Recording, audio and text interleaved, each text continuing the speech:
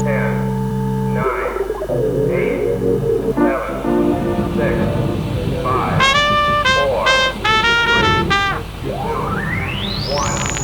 2, 1, 0. Hello. All of our boggies out there, welcome to episode 25 of Your Brain on God. This is episode 25, part 3 of our self-awareness series. We're going to dive into some ways we can grow in self-awareness and why we should in the first place. What's the whole point of self-awareness? Right. What value does it add? So we're going to jump in, sit back, listen up.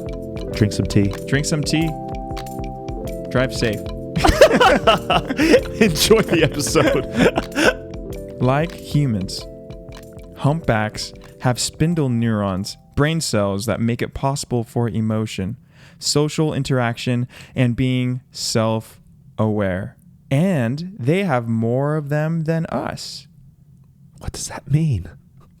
Welcome to episode 25 of Your Brain on God. Hello, Darryl.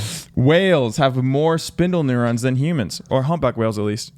Humpback whales have more spindle neurons. Spindle neurons are the thing that allow us to be self-aware, socially aware as well. So that's interesting. How did they discover that? Well, they used to think that just humans and apes had spindle neurons. That's what it was at first. They thought that was the thing that separated us from all the other animals. So you're saying they studied animals and like apes and humans were the only ones that had these neurons, and that's what causes self-awareness? That's what they thought. Yeah, self-awareness, social awareness, the ability to have like emotional suffering too, which whales are very social beings. The humpback whales and their babies, the calves, they're very connected. Are they called calves? They, I think elephants as well have been shown to have them as well now too. But yeah, they're called calves. Little whales? Uh-huh. They're huge. How big are they when they come out? I don't know. My God. But they're pretty big. They're bigger than me and you. Yeah. That's for sure. Yeah. that would make sense. Because they're whales. Okay, so whales have more of these spindle neurons inside of their brains. Yeah. And spindle neurons are what researchers say connect us to having self-awareness and suffering? To have emotion, social interaction, and self-awareness. Whoa. That's kind of crazy, right? I wonder what a whale thinks about itself. I wonder if that PETA loves that, I bet. I wonder... Oh my God. It has caused... See? Whales are self-aware. Oh my gosh. Stop killing the whales. I did read that it caused a lot of debate about the morality of hunting whales. Do the people hunt whales? Yeah. There's whale hunters. You didn't know that? I thought that's why you said the thing about PETA. Why don't they have a show on Discovery Channel? I think they do. Of whale hunters? But I think it's about stopping whale hunters. No, you can't kill sharks. I'm sure you can't kill whales. I don't think you're supposed to be killing whales. But people harvest them. People harvest them. Yeah. They harvest their organs. Yeah. Yeah. Like that killer whale that was harvesting shark livers. If you guys didn't know this, some time ago there was a whale, killer whale, also known as an orca. He had to throw that out there. Which was out for shark livers. They found shark bodies, just the liver was missing. Which is what I'm after as well. They didn't know what was happening at first, and they realized that these are teeth marks from killer whales. It happened for a short period of time, I think, but Charlie! Really weird.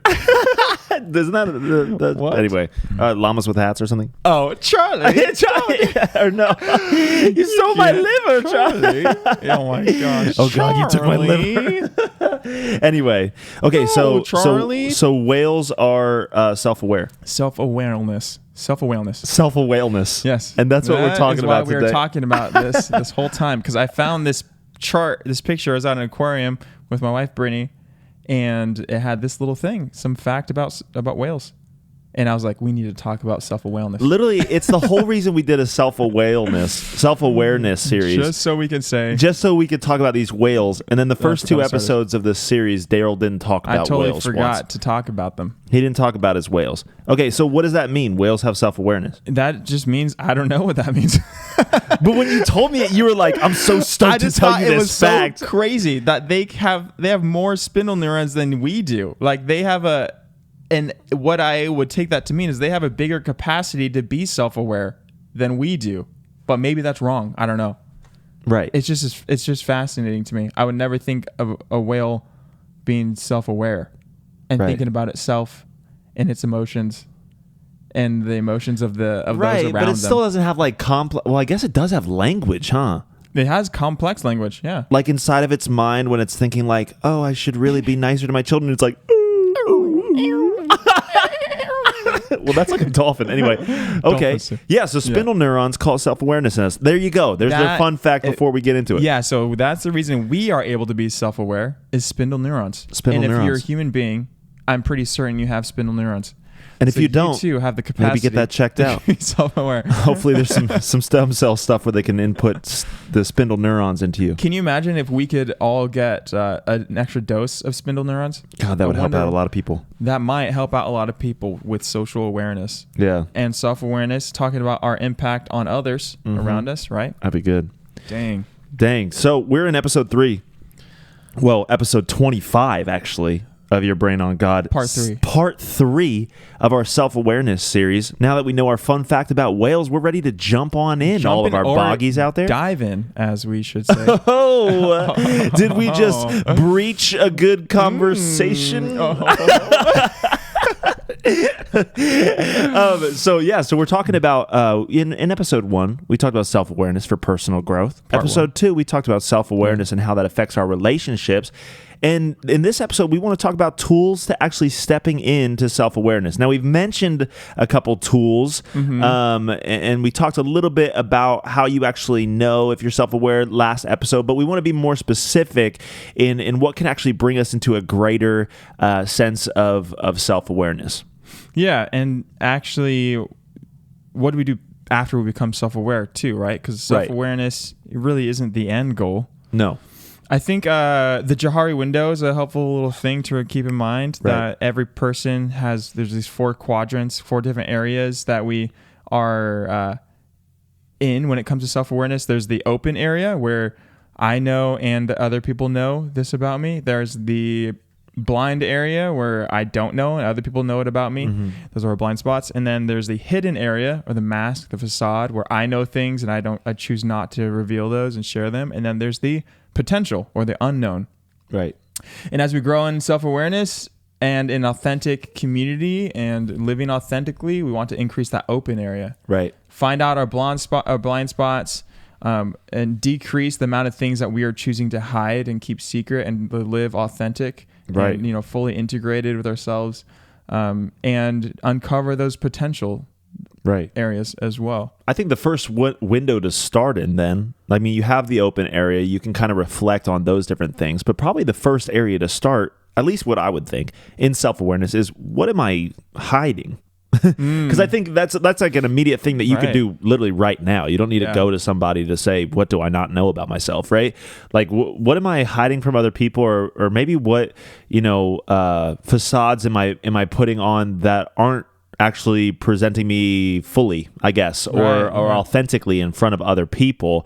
And how can I become more aware of those things that I'm hiding, so I can actually show those things? I can actually bring those things into the open area. I guess that would be the first place I would start.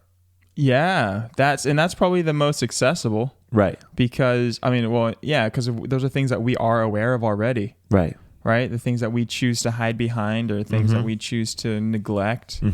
And maybe it's something that it's there, but we kind of act like it's not, and maybe try to find another reason to believe that we're feeling that way, or we're not being true and authentic to ourselves. Right. Yeah. Dirty little secrets, man. Yeah. They get heavy. Skeletons in the closet. Skeletons in the closet. Yeah. Yeah. It's an amazing feeling to live unhidden, and I think that's the goal. is to live a life that's fully authentic, that's out there in the open, like, hey, read through my stuff, you know what I mean? Read my mail. I got nothing to hide, I think that's a powerful way to live. One, because it gives you a solid sense of like, it kind of eliminates shame as well. Hidden things are breeding grounds for shame to develop, for fear to develop, for all of those things to develop. And so actually bringing into the self-awareness spot, that open spot, understanding what's actually going on in ourselves that we're hiding from other people. And then maybe going and actually just sharing with a close friend. Hey, this is something that I really haven't shared with anybody. Do you mind if I this is what's been going on, or I feel like I hide behind this, or actually before you go to a person, I would say go to God with it. Yes. Because I think it's kind of funny. It's like God knows everything, and we try and hide behind certain things and act as if he doesn't know. It's like this is like my little secret that God doesn't know. So, but I think in growing in relationship with God, I've realized that He wants us to tell those things, even though he already knows about those things. I think my little sister preached about it a little while ago, and she was talking about parents, how like parents will ask kids if they did something, not because they don't know that they did it, but because they want them to have the opportunity to tell them that they did it. They want them to have the opportunity to share what's actually going on, because in sharing it, you actually develop a character of honesty, right? And it develops a safety in the relationship if the parent is not, punishing or, judging that kid, but then saying, hey, thank you for telling me, thank you for being honest. And then it actually provides a healthy spot for failure to happen as well, right? Yeah. But so it's a perfect opportunity in wanting to grow in self-awareness to bring what you know that you're hiding to God.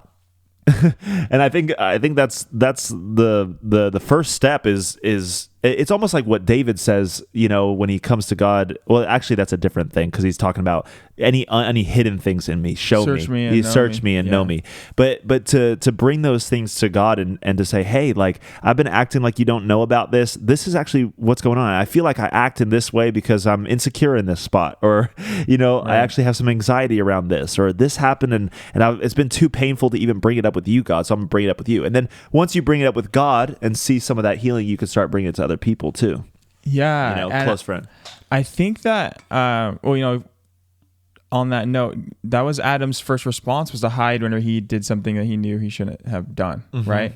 He was hiding. God called him out, hey, where are you at? And he's like, right. And he was hiding because he was scared and he was ashamed. And I think that living in that hidden space keeps us from growing in self-awareness, because those hidden things we want to keep hidden. And so we can try to even deceive ourselves with those things, right? Where we come up with excuses, or we try to justify something, or we try to find another reason why we're feeling a certain way or doing a certain thing. And those hidden things can be things that we are even choosing to hide from ourselves because we don't want to admit it, or we don't want to face the fact, right? And then it keeps us from growing in self-awareness because it makes us defensive. And then when somebody else might point it out, maybe it's a blind spot. We think it's hidden, but it's actually just a blind spot in our life, or we don't realize it's bleeding out in all these ways. And someone else points it out to us. That's an opportunity to grow in self-awareness. But instead, because we're trying to hide it, we push against it. Where we're defensive, where we close off, where we react negatively. And so as we learn to uncover those hidden areas and take off the facade, the mask, we can start being more open to growing in our blind spots. So I think that's actually is a perfect place to start, is that space, the things in our own life where we already know we are hiding these things. Yeah. And it really is, we talked about it earlier about self-protection, and we've talked about self-protection a lot in our podcast. It's like, why are you hiding anything anyway? It's like probably because there's shame around actually sharing that with somebody, or sharing that with God, or being open. It's uncomfortable to talk about that. It's you feel like maybe it will cause a divide in a relationship, whether that relationship is with God or a significant other, or just a friend, a family member. And so we're scared to actually just come out with those things and actually reveal those things because we're trying to protect, but we're actually doing more damage to ourselves and keeping ourselves weighted down if we don't bring those things to the light, if we don't actually step into that open place. And like you said too, right, it makes you more defensive, and then it actually prohibits you from stepping more into that open space where you are more self-aware, so that your relationship with God, yourself, and with people can get healthier and healthier. Yeah. And that's the point of growing in self-awareness, right? Is to move towards health and growth. Right. Move towards health and growth. That's why we want to become self-aware, so we can have better relationships with ourselves, with God, with those people around us. Right. And then once you've shared, you feel like at least, and I'm sure there's always stuff that we're kind of learning about ourselves, and then we share, with each other. I feel like I'm learning about stuff every week about myself. I'm like, Darryl, yeah, I learned that I'm an idiot in this way, but there's stuff that I learn about myself, and so that's a continual process. But I think once you kind of let go of some of those maybe deeper things that you've been hiding and bring those into the open space and allow someone to know, I guess the second step or the second window to actually take care of would be allowing other people to allow you to know what you don't know. Right. So addressing our blind spots. Addressing the blind spots. So maybe, you start with the facades and what you can kind of see. Is there any facade? Is there anything that I'm covering up, starting with that window and then moving to the blind spot window? And then I think that comes through just asking good questions to good people, you know what I mean? Or to healthy people, Right. Yeah. Right. Yeah. To discover our blind spots, you need an outside source. There's an aspect of reflection that can help us grow in blind spots, but it's hard to reflect on something that's you don't know is there. And doing the facade, addressing the facade, taking off the mask, and especially taking off the mask that we put on towards ourselves, like, no, I'm this way, no, I'm this way, or I want to do this thing because of this, but we kind of feel like maybe I want to do it because of something else. But we don't want to address that. We can learn to address that because it's there inside of us. We can recognize it, we can point it out. But for the things that we don't recognize, it's hard for us to take note, because it's like we're living inside of a world where everything is a certain way. It is the way that it is, right? If I'm living inside a certain culture, we just do things a certain way. Things are done like this. It's always been this way. This is just the way that it's done. If somebody comes from another culture, they can start pointing out the things that I'm doing in my culture that I don't even realize I'm doing. Right. Because you're so ingrained in it that you don't realize you're doing it. Yeah. It's just normal to me. I don't know anything else. Right. And we can't really address the things outside of that until we have an outside source, outside perspective. It's like having fresh eyes when you go into like a new job or whatever. Right. Yeah. Hiring a new person will be able to see something within the culture or the way the organization is that they're not used to. So it stands out to them, but everybody who's there might just be used to it. And that's just the way it's done. Right. And it's hard to see those things once it's so normal to us. It's so natural to us. Right. We don't realize it's even happening. Right. And so it's like the whole illustration of being in the water and then like the tide's taking you don't even know. I don't know. Explain the illustration. When you're in the ocean, the flow of the ocean, like you're in the ocean swimming or whatever, and then you look up and you're like, where was I? Where's my umbrella? Where's my umbrella? Because the water took you and you didn't even know that you were being taken into that way until you actually look at like the focal point or whatever, or where you were, but sometimes it takes somebody else to actually say, hey we're over here. Off. You're drifting off. You're over here. You know what I mean? We're way back here. Totally. Yeah. Or it's like I recently heard something that was brilliant about fish, but I don't know what it was. Wait, you did? Yeah, it had something to do with a fish. It was like about a fish wanting to go to different water, and that, like the older fish was telling him it's the same water, but like they didn't know anything different. They didn't realize that there are all these other, I don't know. That just probably has nothing to do with what it was actually about. Hey, but I appreciate that you brought it up. A fish doesn't know that there's air until it gets out of the ocean. And then it dies. Unless it gets back into the water. Most fish probably doesn't know air exists. It's kind of like this. When a fish gets into the open air and then dies. No, but most fish don't know that there's anything else except water, because that's all they do is stay in the water. Right. And they don't know that there's another thing out there called air. Right. that they can't survive in. Right. It's there. Right. Yeah, but it's good to have an outside perspective, Right. an outside source. That's all that to say. How many different ways can we put this? It's good to have someone on the outside. It's good to have telling a good friend. Yeah, it's good to have a good friend. For our blind spots. And asking a question that I found helpful, that I thought was really cool, that I heard from John Maxwell, is he said that he would ask his people that he leads, what's it like to be on the other side of me? And that's something that he can start getting social awareness, meaning he can start seeing how people are being affected by him. Right. What is it like to be on the other side of me? And that's something that we can ask people that are close to us, that we love, that we trust, that know us. And, whenever we go into this intentional addressing of our blind spots, it can be easy to be defensive. Right. Because we don't want to have problems. We don't want to have things that are not what we thought they were. We think we see ourselves a certain way, and maybe that's not true. Something isn't true that we thought was true about us. And I think I shared an example on one of the other parts of this series, but just about my sister letting me know her experience of me whenever I can come across as like critical by giving advice, and I thought I was being helpful, It's like I wanted to love and help, and so I say these things, but it comes across as judgmental or critical. Right. That's something that I didn't realize I was doing, and I could have thought about this and had some introspection time and thinking about, well, what is this person's experience?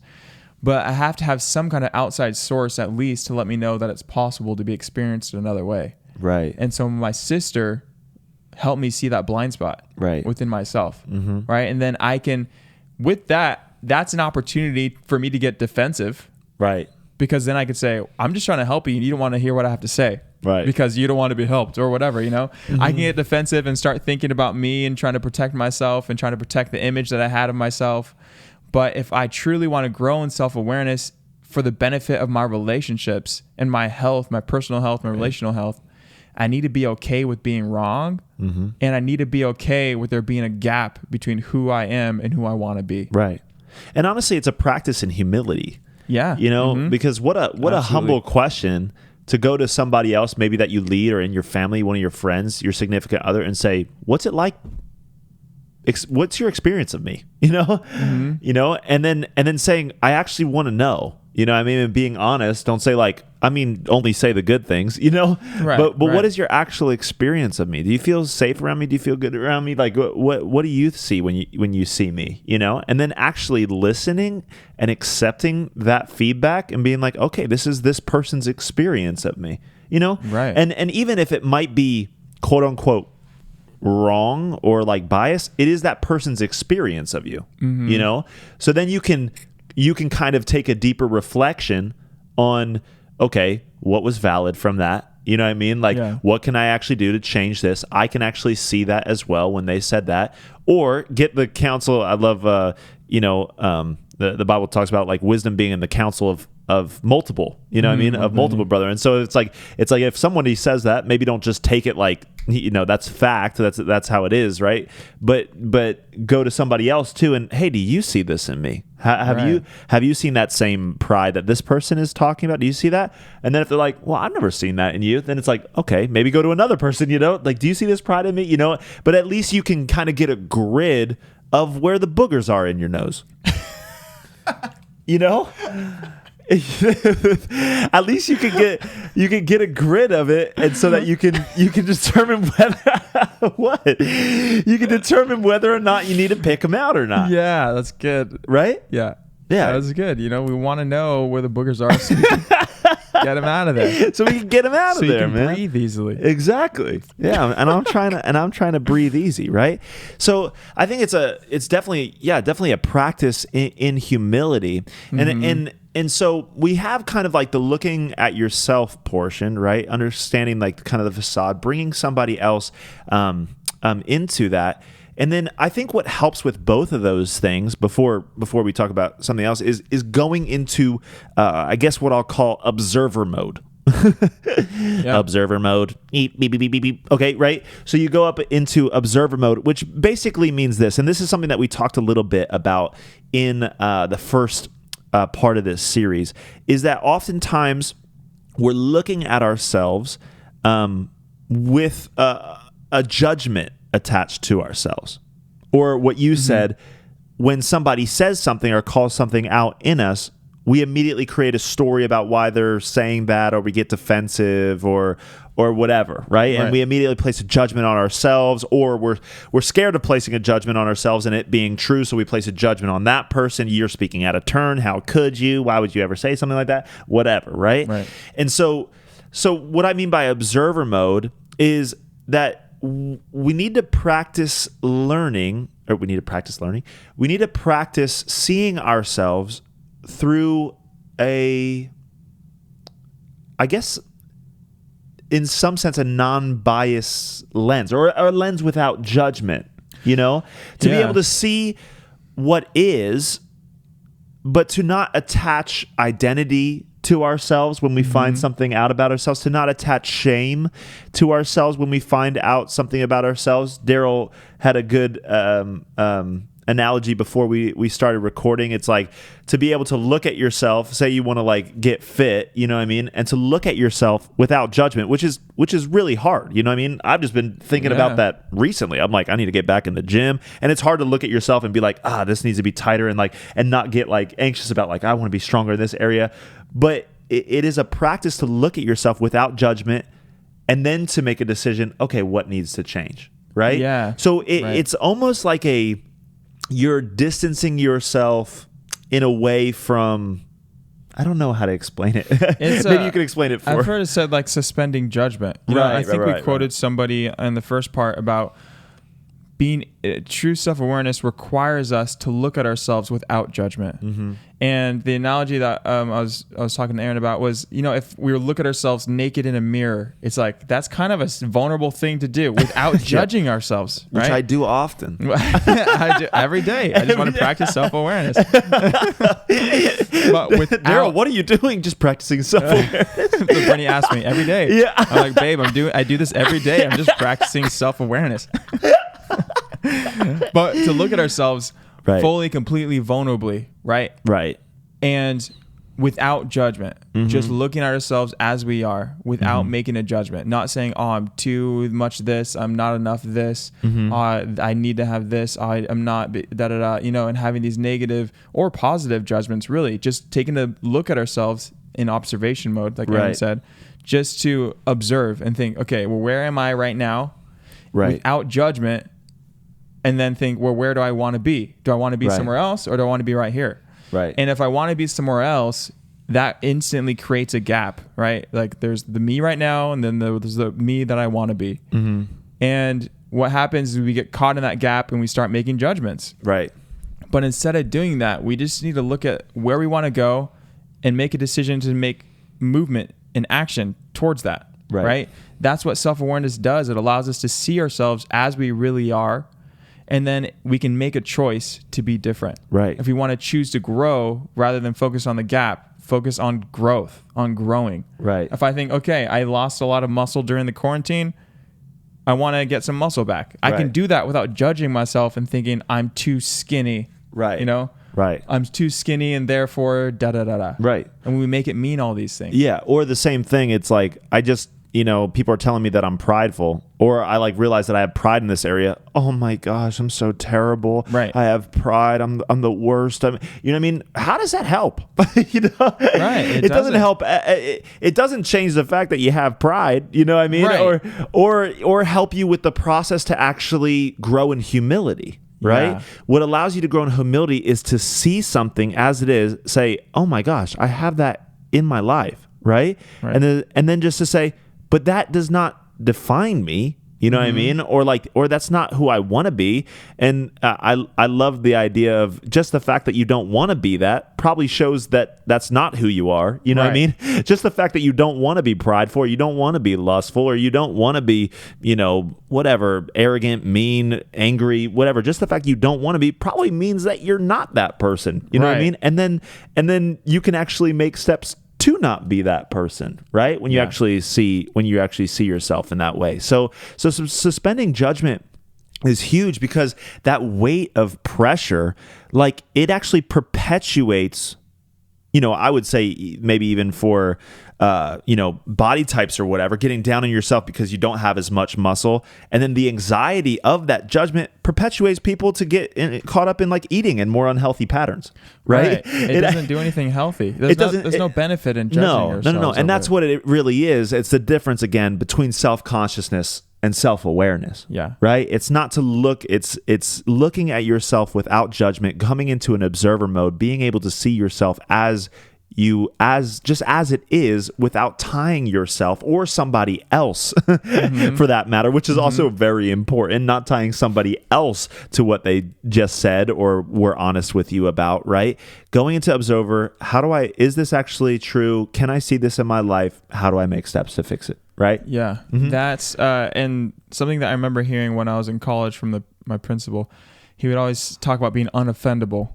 And one of the examples he gave was, if someone says something to you and then it's something that you might get offended over, rather than getting offended, ask yourself, is this true? Is it true? Okay, well, it's actually true. Maybe I should do something about that. Right. Is it not true? No, it's not true. So why would it bother me? And so in the process of growing and seeking healthy feedback and to discover our blind spots, have that same kind of approach. If we get feedback from somebody or if we hear something that's like a blind spot gets revealed to us, ask ourselves, how is this true? Or is this true? And take an honest look to see, well, maybe this is true. If it's true, I don't need to beat myself up over it. Right. Because I don't want to stay there, right? Right. If I'm going to beat myself up over it, it's probably because I don't want it to be there. Right. So rather than beating myself over it, because that's an unnecessary step. Right. Let's just choose to grow. So what do I need to do to change that? Right. And if it's not true, like Aaron was saying, if somebody gives some feedback and you're not sure if that's true, you seek within yourself, do some reflection. Maybe you still don't see if it's true. Ask somebody else, and it seems like it's not true. Then okay, that's okay. Let it go. Let it go. If it comes up again, search again. If it's not there, let it go. Right. And this might sound idealistic. It's like, oh yeah, if I just, because it really is what we're talking about in a way is like getting rid of ego. You know what I'm saying? And because the only reason that we fight those things anyway, when people come at us like that, is because there's an ego and a sense of self that we have. And when somebody calls out that, or we realize something about ourselves, it's hurtful. Right. And it's painful. So it sounds idealistic, but I think, and again, this is the journey of self-awareness. I can't say that I'm fully there either. That when people actually call stuff out at me, I'm not like, oh, that kind of, it's uncomfortable. It's uncomfortable, right? Right. But I also want to be the person and believe it's possible. I have a very hopeful outlook on what I can actually step into in this life, right? Where I could hear somebody's criticism, or, whether it's constructive or not, positive or negative, coming from the right motive or not, right? I could hear somebody's criticism and go, okay, I'll think about that. Thanks. Because it's not about really, their words or who they are because they said that, or who I am because they criticize that. It's like, okay, well, I'll take a look at that. Right. And then you can take an honest look at that. And that's the type of person I want to be, because I want to be most open to growth. Right. Yeah. I want to be most open to growth, and I don't want to get down on myself or down on another person or make, something about somebody else when it might have to do about me. Right. All of that time is wasted space that actually keeps me from becoming the person I want to become. Right. So the goal is to keep on cutting away those things that add to the space between you and the gap of who you want to be. Right. They just add to the timing, the beating yourself up, the putting it on other people. Right. It's like you said, I love that. It's a useless step. And do I continue to do that? Does my ego feed on that? Yes. Do I want to be that? No. And now I'm self-aware about that I don't want to be, that I do that, and I do go into that ego state or whatever, but I want to be a different person who steps into something. Yeah. And even that self-awareness gives us the opportunity to do it differently. Right. And that's the thing. Self-awareness is what allows us the opportunity to change. Right. Because if we never grow in self-awareness, we're probably going to continue in the same path that we were going because we didn't know any different or didn't realize it was happening. Right. But when we realize that we're doing something, then we could be more intentional to change. Doesn't mean it's going to be easy. Doesn't mean it's going to change right away. But we can at least address it intentionally and make progress. For sure. Yeah. And then, oh my gosh, did I lose my train of thought? Another way. So if you look at yourself and then ask other people to step in to make you self-aware, another tool is just like personality tests. I think that's like a pretty concrete tool to start to understand yourself. So taking tests that are for your benefit. Darryl said before, he said, not the which Harry Potter character are you? Not something like that, right? But the Enneagram or the DISC or the Strengths Finder. Yeah, because things that are designed to help with self-awareness and personal growth. I think that's important. Right. And to use those as tools for personal growth, because that's whenever... I mean, sometimes there's like fads with certain things like strength finders. I remember I knew a lot of people that were into strength finder for a little bit. And the 16 personality types when I was younger, that was really popular. And then Enneagram. Yeah, Myers-Briggs, the 16 personality types. Enneagram has been really popular in recent couple years. But people use them as like just boxes to put people in, right, which isn't the purpose of any of them. Identity boxes, or people use them and they don't actually use them for the tools that they could be for growth. It's like, now I have another way to label myself. I'm a da-da-da. And, but what does that actually mean? I'm a 7 ISNF. Yeah. It's like, well, what does that mean to be an INFP? Or what do those letters even mean or represent? And it's like, I don't know, but I know that I'm an INFP. But I know that I am, yeah. And we know like these different labels, but are we actually using them as tools to grow? I took a personality test, therefore I am. Thank you, Rene Descartes. But that is it's a huge thing because these different personality tests, these like are self-awareness assessments. I think that we should use them as self-awareness tools. Right. And when we actually look into results that we get and read about it, what does this actually mean? Is this actually true about me? Because sometimes those results might be a little bit off. It's not going to be perfect every time. And do we actually take the time to intentionally grow and even look at what it would advise us to do? Right. You know, because so many of those things will come with steps to grow and come with ways that we can grow in self-awareness and social awareness. But I don't think we take the time to actually look into that often. Right. But there's so many tools available, and the purpose of them is to grow. Right. Something that I love about the different tests is that, or the assessments, I guess I should say, is that they just give language to things that are. Right.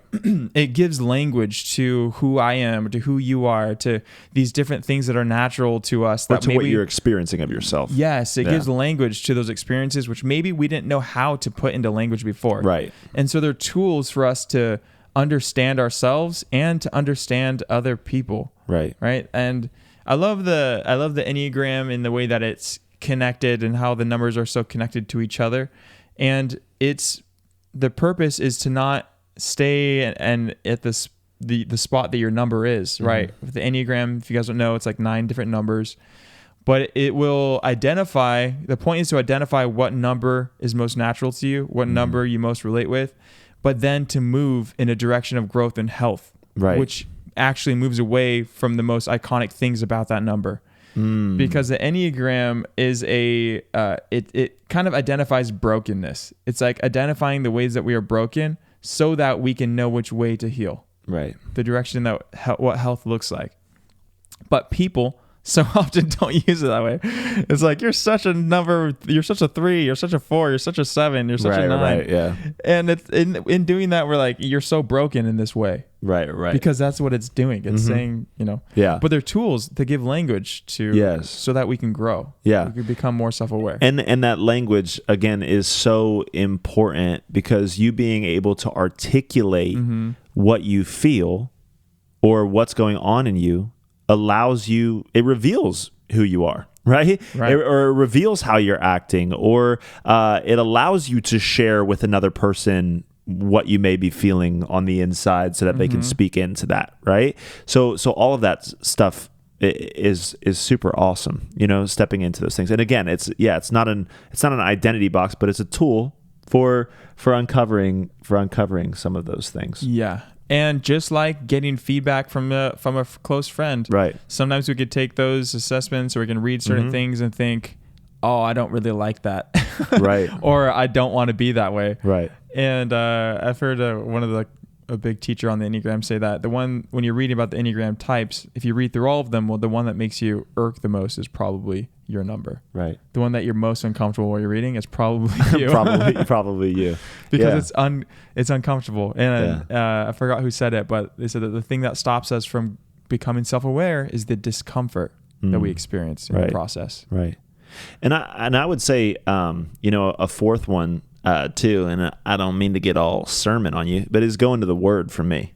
Going to the Word, going to the Bible, and actually like reading the Word of God, and then seeing that even as like a mirror for me, is a sometimes hard thing to do, but is also a very beautiful thing to do, because I believe it doesn't show us, who we're not. It shows us who we are, and those high standards, sometimes that Jesus sets, or like the caring about like what's actually in our heart, because what's in our heart flows from our mouth, and the abstaining from sexual immorality, from slander, from lying, all of those different types of things, those help me.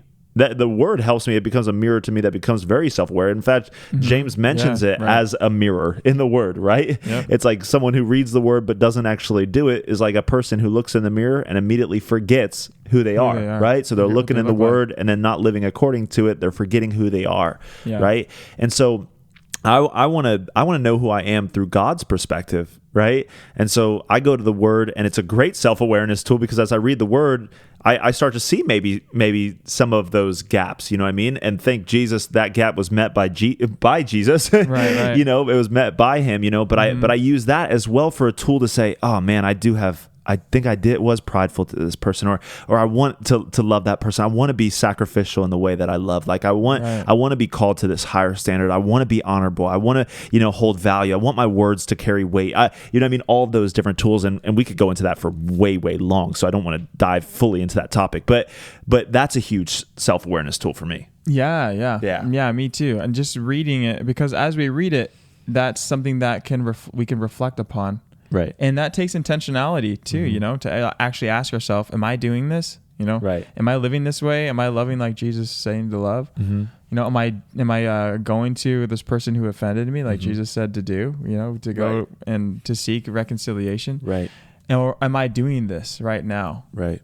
And just being able to ask ourselves those questions frees us up so much to grow in self-awareness. Yeah. To become self-aware. Yeah. And I would at any point in the day would rather be self-aware and identify something that I want to do differently that I'm not currently doing. If I think I'm being a certain way or a certain kind of person or having a certain type of impact on people, but I'm not, I want to know that. Right. I don't want to beat myself up over it. And, sometimes it hurts to hear it. Sometimes it hurts to find out, but I don't want to live in a space of ignorance. Right. Because it's easier. Right. Totally. I want to, at the end of the day, ignorance isn't going to be easier because it's going to cause more pain. Yeah. It's going to cost a lot more. Yeah. It'll cost a lot more than your comfortability. Yeah. Yeah. And then I would say the last thing would be also just to celebrate the open space. Because I think that's a box we maybe missed. Like the unknown space, it's like, well, you'll figure that out as you go. People will figure it out, and those will make their way into the facade or into one of the other boxes. You know what I mean? Yeah. As we grow, we start we start becoming more aware of those the unknown space. But I think just an important thing for me is to celebrate the open space. Like celebrate the things that I am learning about myself, and that people know, and that I get to share with people. I love that, I love the journey that we get to go on, becoming more aware of what's inside of us and what we feel and how we act. And then people know that, and we can communicate that, and it allows us to connect with people better because we're relating through similar experiences. I love that. Yeah. And I think that's a huge thing that keeps me going in the journey is when those things move into the open space and it's like, Like Right. that's an amazing feeling to be like, I do that, and now it's not so much, I think a lot of things now for me are not so much like, oh, I do that. It's like, I do that. I can change. Wow. Yeah. There's like a hope about bringing it into the open space and then celebrating, look at what's now in the open. Like, look what I know about myself now, or look what, now that I told Darryl, look what Darryl knows about me. And then like it formed a relationship with us, or it helps out my relationship with Abby or with my family. I love celebrating that. And that gives me the joy to keep going. Yeah. And it's the open space that really is, I think, the potential for connection. Right. Is that open space. Right. And the smaller the open space is, the smaller opportunity for connection there is. Right. And the more we can live in that open space and expand that open space and build our relationships with people who have that open space, right, the stronger our connections will be, because there's actually opportunity to connect. Right. If I have a really small open space and Aaron has a really big open space, there's not going to be a lot of opportunity to connect, right? There'll be some connection, but the more that I learn to grow in my open space and to live in that space, to operate in that openness, and he does as well, then we have an opportunity for an authentic friendship, for an authentic relationship, to grow closer together. And that same thing applies for any relationship in our life. Our friends, our significant others, our family members, our kids, our siblings, our parents. When we can live in that open space, that's the opportunity to have healthy relationships. Right. Yeah. And it takes self-awareness to do that. Right. We have to learn to take off the mask, not hide behind the facade. We have to learn to discover our blind spots and be open to our blind spots and start revealing those things about us that maybe we don't even know. Right. And nobody else even knows. Go into observer mode. Yeah. Let go of judgments. Yes. It be present in the midst of the pain of maybe uncovering stuff that we don't want to see. You know what I mean? And then actually be intentional about the journey as well. I think that's a crucial thing. Is it's a journey that you have to choose to go on, because I think it is very easy just to slip back into kind of blissful ignorance about what you're doing. Because it's a seemingly easier journey.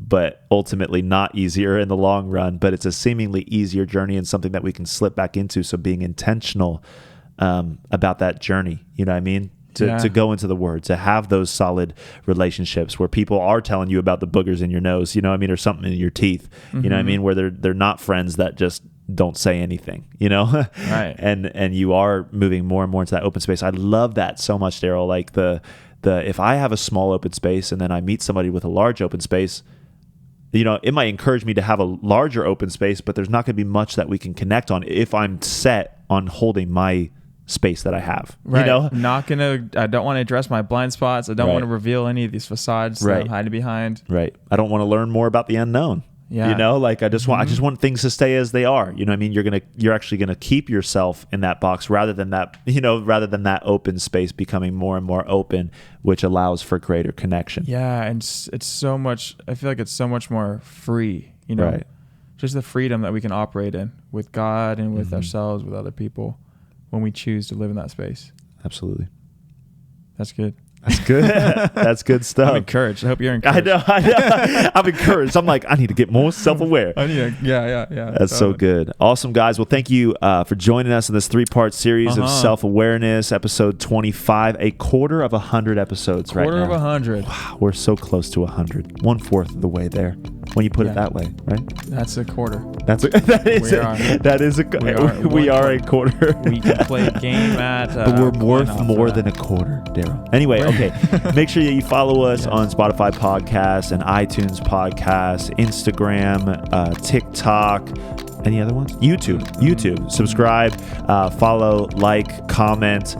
We absolutely love you guys. We will be back next week for another episode of Your Brain on God.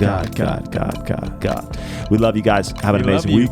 Woo! Talk to you soon. All right. Yeah. Bye.